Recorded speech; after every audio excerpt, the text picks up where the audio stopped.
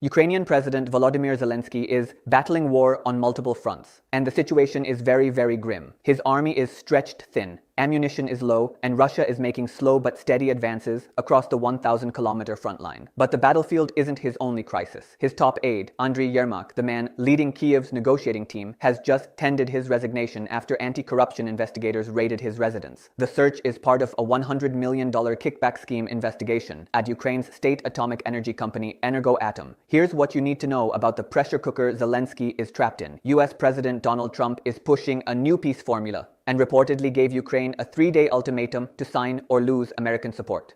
Zelenskyy himself admitted Ukraine faces, quote, a tough choice between, quote, the 28 difficult points in the peace deal, or, quote, losing the US's support. The initial 28-point plan was brutal. It would have forced Ukraine to cede occupied territories, cut its military to 600,000 troops, and enshrine in its constitution that it will never join NATO. After European outrage and intense talks in Geneva, the US backed down to a revised 19-point plan that removed the troop cap and softened the NATO ban.